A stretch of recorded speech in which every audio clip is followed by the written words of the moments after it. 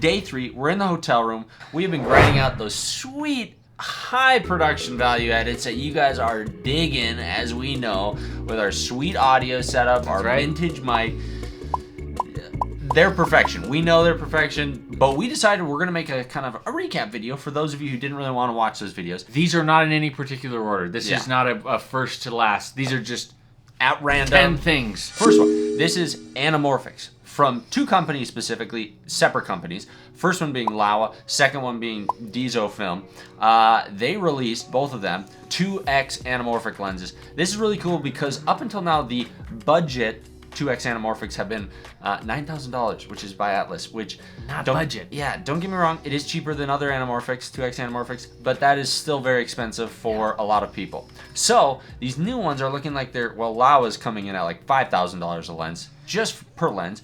And DZO has a great history of making affordable lenses, so we think they're going to have a good price tag on theirs too. So really excited about those. They look pretty sweet. Getting to look at some of the footage that they had at the booth and stuff. They look good, I gotta say. I'm excited for them. Next up is the Axune kind of a Wombo Combo 2. They have 2 things, but they are making the iPad as a director monitor like a total reality. So they have some really sweet iPad cages that come in every single size, even all the way up to the big one, the 12.9 inch, which is rare on a lot of those.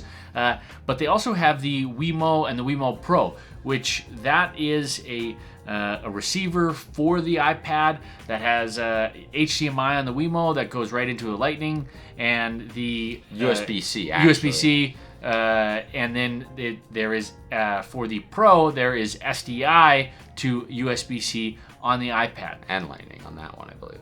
Yeah. Yeah, because for iPhones. So iPhones and iPads, there was some discrepancy on what worked. But the iPads with Lightning or USB-C, it does work. And it's great because it is a wired connection, so it's a lot more reliable. I was pretty impressed with it, I gotta say. It felt like a really good solution because it charges the iPad, which the iPad already lasts forever, but it charges it, keeps it topped off, and you're getting that feed that is a lot more reliable than just a Wi-Fi signal from a receiver. So that was really cool. And they're also integrating some split screen views, so then you can look at your storyboard and a live feed. So they're working on a lot of really cool features that could make iPads very feasible, and they already are, like as a director's monitor. So pretty cool. Next up on the list, I had to drag him over to the booth to show it to him with the KONDOR Blue handle. They made a handle that has an NVMe drive built right into the top handle. It has a USB-C connection at the end of it.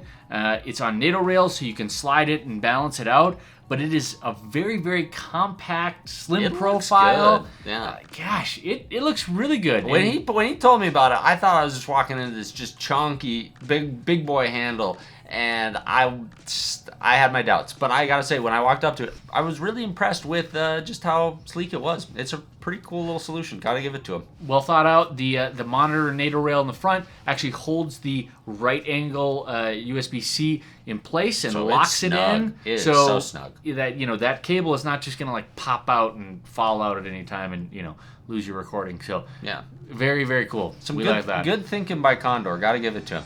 So we got Godox and NUCLEUS. Yeah, these are cool. They are coming out with some very high output LEDs.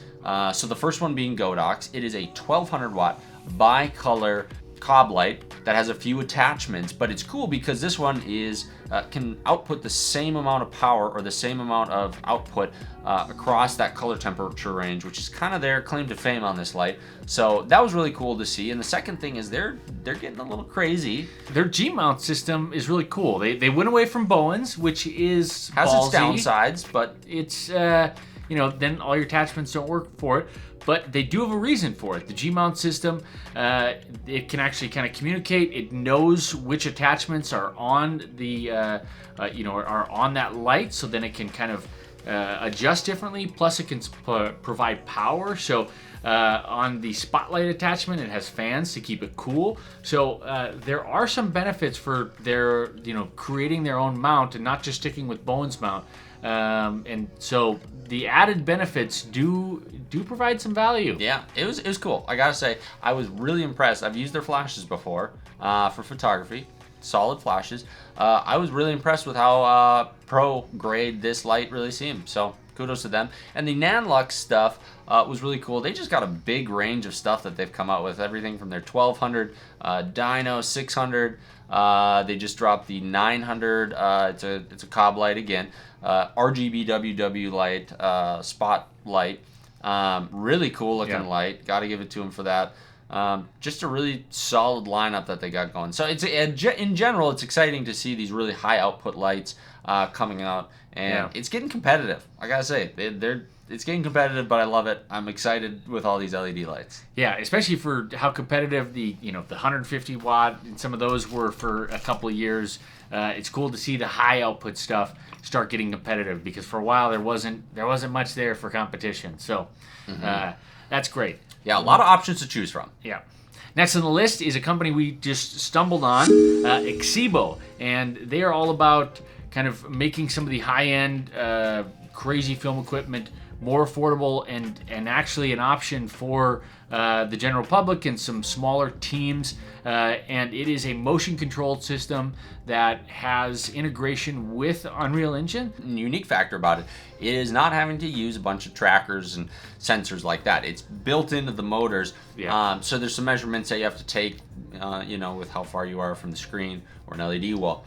But it's cool to have one less piece that you have to deal with, and at a really reasonable rate. So the price that they're coming in at for it seems pretty competitive. Yeah. It's pretty cool to see. Yeah, so they have a slider and motorized head, plus they have this 6-axis jib that they're working on that is going to be out later this year. So cool to see some of what they got in their pocket. So yeah, the next one is TILTA with the NUCLEUS Nano 2. Now, we know that people are so excited about this one. Oh, yeah. It is a hot item this year. Everyone has on their list, clearly. Now,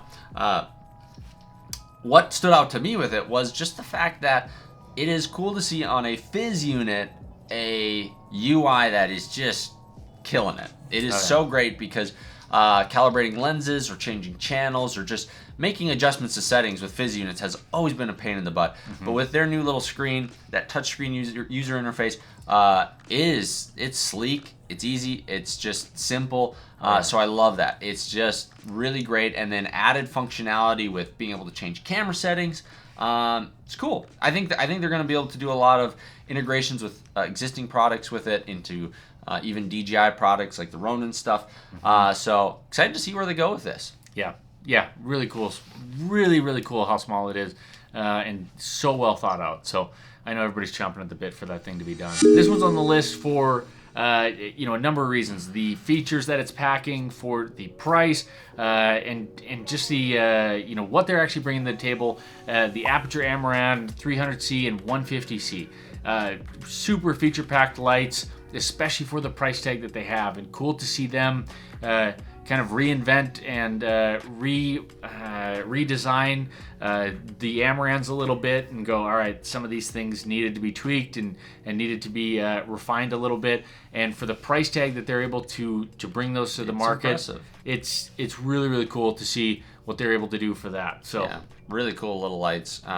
New little softbox with it too, which is pretty dope. Oh, yeah. So gotta say, that's pretty sweet. The next item, it's kind of a random one, and I've bought a couple of their items before, but we passed by it and we checked it out. It's the NETC booth. They do camera rigs, cages, parts, stuff like that. But what kind of set them out and made them kind of stick out to me is they just have a lot of really cool and just a lot of unique items that if you're looking for something really specific, really unique, like that's the place to go.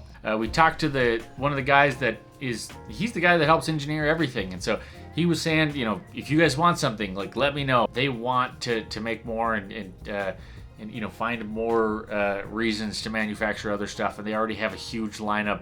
Plus, they had the DJI LiDAR mounting. Yeah, which stood out to me because we just bought the LiDAR Pro unit, and there's no good way to mount it. There is DJI's included option is very limited, and their new little system works with basically any cage, any camera, any lenses, super versatile, which is really cool to see. So got to give them kudos for that. That was a pretty cool little product that they had. Yeah. And last on the list, ZINEMA Motion. They are a German robot arm manufacturing company. They have one arm out right now. They have another one coming out later this year in June or July. And still expensive, still a lot of bucks, but a lot less money than what is on the market right now. Like, you know, a lot of the stuff on the market is in the hundreds of thousands of dollars, and these are in the 20s of thousands of dollars.